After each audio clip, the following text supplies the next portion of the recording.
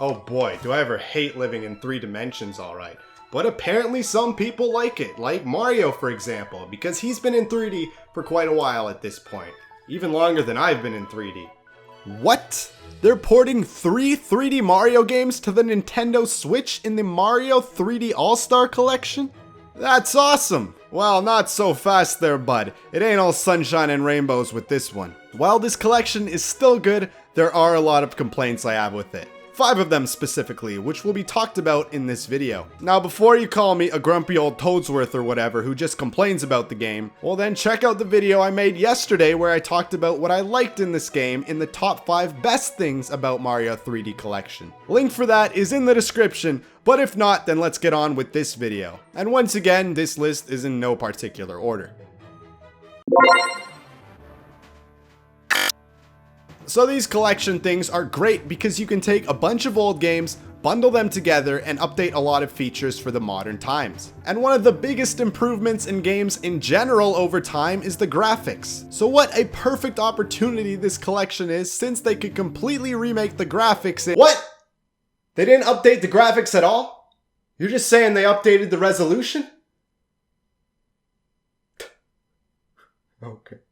Didn't update the graphics at all. Yeah, okay. Did update the graphics! Yeah, honestly, this is the biggest disappointment in the entire collection for me. These are some of the greatest Mario games, and they all could have looked way better with new textures, models, and lighting. It also doesn't even make sense, because the original Mario All-Stars did remake the graphics, so it would be on par with the SNES games. Sure, you can argue that they remade those games in one engine, but they still did remake all 4 games. Or they could at least remake one of these games on the collection, which would probably make the most sense for it to be Mario 64, since it looked the most outdated. Then you could just add the other 2 games with just the resolution upgrade. This is not even a foreign concept, because other collections have done that, like Halo Master Chief Collection, which fully remade Halo 2 and then just ported Halo 1 through 4 in 1080p, 60 frames a second. Or they could have used the pre-existing models and textures that they already remade for Mario 64 DS, but in this resolution or something. Or maybe they could have made a new lighting system for these games that would give an illusion that these games look better. Literally anything but just updating the resolution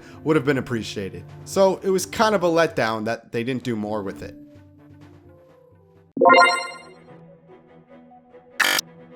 Okay, so there is one very underrated feature pretty well present in any video game ever, and that is the fact that I have the ability to purchase the game. I mean, why would you take that away from me, right? Yes, so if you didn't know, this game is being pulled from shelves and the online eShop in March of next year. Meaning that you can only buy this game for about 6 months. And that is a very short time for this game to be available. So it's pretty annoying for us, the consumers, to only have a short amount of time to decide if we want to get it or not. Like, I know this is a marketing tactic that other companies use, so it probably was a decision by Nintendo's marketing team to do this, but Nintendo's marketing team, have you ever considered this? The game's already sold out! Okay, that's a bit dramatic, but a few retailers such as Amazon actually have sold out just in pre-orders. And on Amazon they even say, quote, "We don't know when or if this item will be back in stock." So what is that supposed to mean? What I think it means is that scalpers are gonna make a lot of money. Money that Nintendo could have made if they didn't unrelease the game in March. And what about the people who really don't follow Nintendo news or what they post? Those people might only hear about the game after it's already been pulled from shelves, which is just no fun.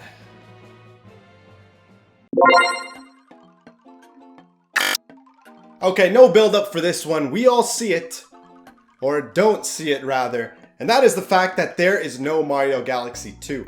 This one really just doesn't make a whole lot of sense. This is the only star collecting 3D Mario game that wasn't included. And the name of the collection is Mario 3D All, as in all the games, Stars Collection. Like literally, what's the harm in including it? It wouldn't even be hard considering they already got Galaxy 1 up and running on the collection. Like, okay, I can hear people saying, well, it's just one game that's not included. Why do you care so much? They already have 3 games on this collection. But it's more of a why not scenario, and considering people have complained about the price of the collection being a bit high, Adding a fourth game would make a lot more people more justified in making this purchase. Plus, Galaxy 2 sold a lot less than the original Galaxy, so this collection would be a great way to introduce players to the game. Okay, really not all that much to this point. Include Galaxy 2.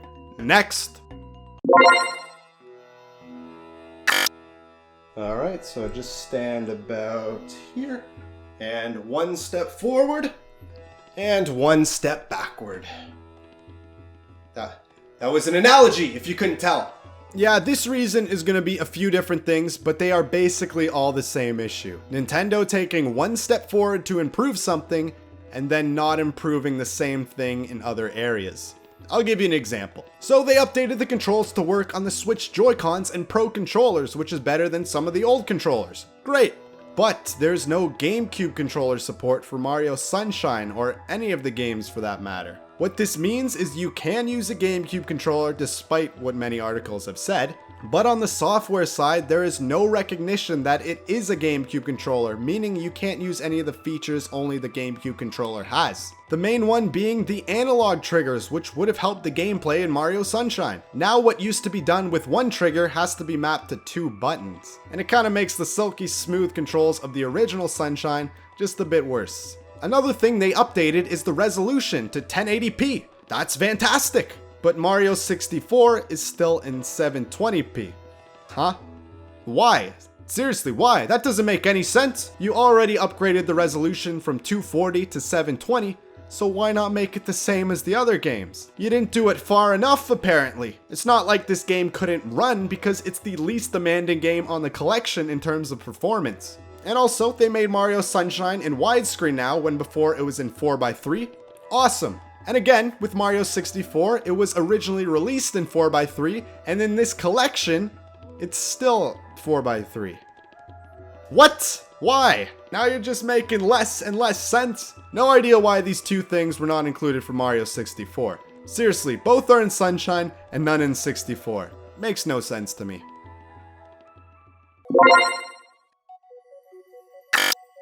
So we've made it to the end of the video, and I still have one more point here, but it's more of a broader point / topic, and it's the fact they just missed so much potential with this release. They could have done so much more with this collection and have it easily be one of the best Switch games ever. But as it is now, it's really just a collection of old Mario games on the Switch. Which is fine, but man, what if they tweaked the games a little to fix some of the flaws in these games? Maybe they could have removed the blue coins and some of the odd special world shines in Mario Sunshine. Then add new shines to replace those, kinda like Mario 64 DS did. Or maybe smoothen out some of the controls in the older Mario games that don't feel as good anymore. And this is an anniversary celebration. They could have included other content in the collection rather than just putting a bunch of songs in it. What about some behind the scenes in making of these games, or maybe some concept artwork? Those wouldn't even be hard to add. Just look what they did for Kirby's 20th anniversary collection. 6 games, an entire Kirby timeline giving you facts about every single game and footage of that game, side challenge mode stages, a music video of one of the songs from Kirby, and even a few episodes from the old Kirby anime.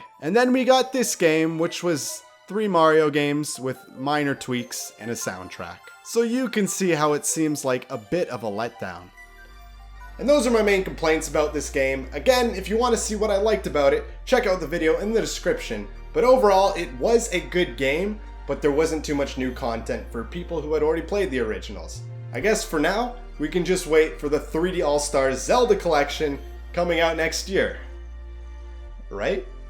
I mean, it's Zelda's anniversary next year, so that would make sense, right? Right?